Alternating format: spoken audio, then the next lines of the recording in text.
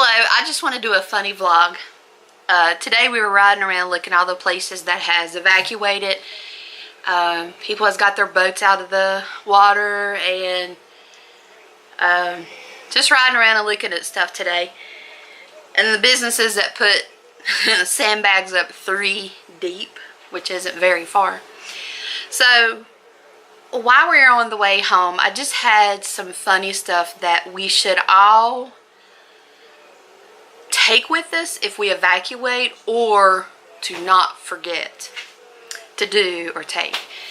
So I guess the first one would be toilet paper, because if your house floods, you're not going to have any toilet paper. Of course, don't need any toilet paper, but don't forget the toilet paper. Another thing that is funny is socks and shoes. I saw somebody post something on Facebook about they had got a suitcase full of their shoes. And I was like, shoes? Why? And then I commented and I was like, why shoes? And she said, because she works in an office and she's the clerk when people come in. And I'm like, oh, why are you even going to go to work then? And so she's a dedicated employee and she'll see this and she'll laugh. So stinky feet or not, she's going to work. As you can hear, my husband over here is probably, y'all will probably hear your vlogs playing. He's over here on his computer watching some of the vlogs. Another one is, ladies, this is for y'all. Don't forget your birth control. We don't want any kid named after Florence after a hurricane. We don't want that. No, because she's going to be like Flo off TV. No, we don't want that, ladies. No, no, no. Take your birth control. My husband's over here, he's quiet. He's like, I am not involved in this by any means. Seriously, don't forget your pets and don't forget their food. Do not, and this is serious, do not let their food get wet if it's bagged. That food gets moldy and it will make them deathly sick and it can kill them. Don't forget their rabies certificates. Some places where you go lodge at, they will want to see that. Don't forget your motorcycles and your four-wheelers. Well, motorcycles. If you can put them somewhere to higher ground, do it.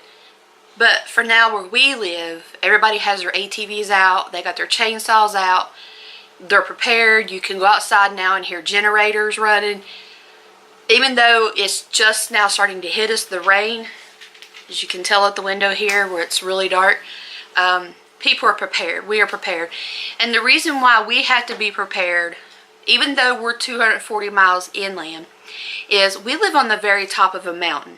And our house right here is a Zone X. And that means it will never flood. Never. If it does, Noah's Ark is coming back. So we are lucky in that sense. I feel sorry for the people who is going to lose everything.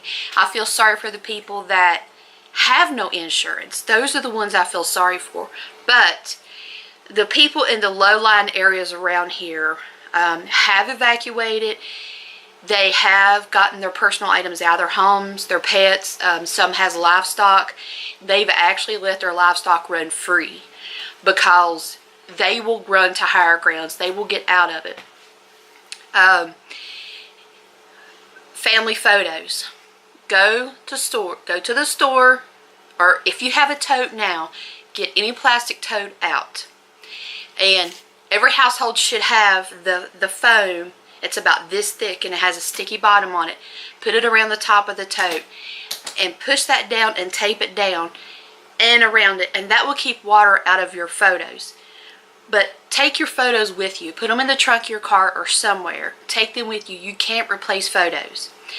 And after or during the storm, take your flatbed scanner on your printer, scan all your photos into your computer and save them on an external hard drive, and also have a mirror drive for it. I lost a lot of family photos about 16 years ago and I can't replace them. So in hindsight, I wish I would have put them on my flatbed scanner and scrolled them in. On a funnier side,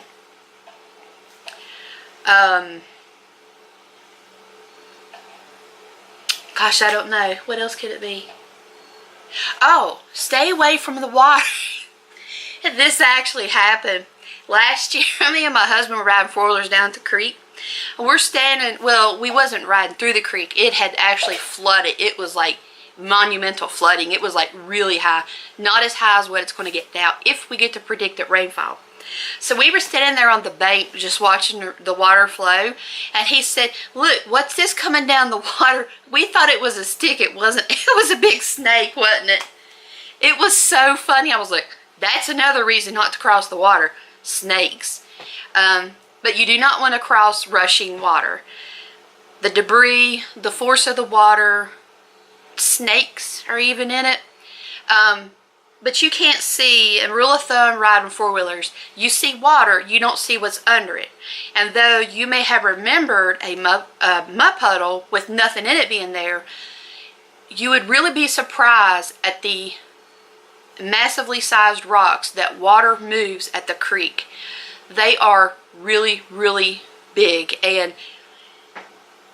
3 years ago, wasn't it? We had a really bad flooding from the spring thaw. And these huge rocks were just literally swept downstream. It was, we have photos of before and after it.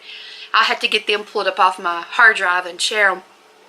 But just the force of water, to me, is awesome. I was raised on the creek. So to see the changes that water brings is amazing. And you see water flowing, it looks still. It's not. Underneath is where the current is.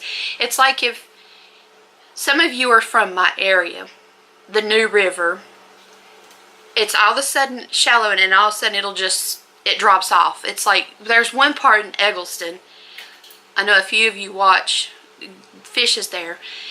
When you put your boat in and you start going down the stream, over on the river, it's like 5 feet deep, and then all of a sudden it just drops off to 91 feet deep. You can't trust any type of flowing water. Please don't trust it. Even though you say, oh, it was just a hole yesterday. No, it's not. It's probably got something in it today. Remember, vehicles have air in their tires. You can float. We won't even cross the creek down here with either a vehicle, and definitely not an ATV. And even though I run my tires half flat, still the force of that water is going to take that four-wheeler away. People do have their ATVs out here and ready, and the reason for that is because of the wind blowing the trees down. So anytime we have like snowstorms or blizzards are very rare. We have had them though. I think our last one is 93, and I've got pictures of it. We got 4.5 feet of snow. Like tropical storms, the remnants like we're having now. The people up here on the mountain where we live, we all pitch in and help each other out, and it's really good. There's a lot of communities around here, but where we live on the mountain, it's a very old community. So everybody, when something happens, everybody pitches in and helps. Kind of like when the tornado hit. Everybody pitched in and started helping the ones whose houses were destroyed or damaged. And it's very good to live in a community like this. We don't talk to everybody, hardly any at all, but when something happens, we're there for each other. So, and don't forget your pets in any type of situation like this. If you can't take them with you, either take them to someone who can keep them for you, or set them free, because animals have an instinct to run away from danger, and they will do it. But if you have an elderly dog that's either blind or just old or has arthritis or can't get around or has no hearing, by all means take them with you. I will live under a bridge before I let my pets go anywhere. So just a little bit of funny quirkiness in this. I know it's not funny, but you know, you got to have some kind of laughter somewhere. So everyone, please be safe out in this weather.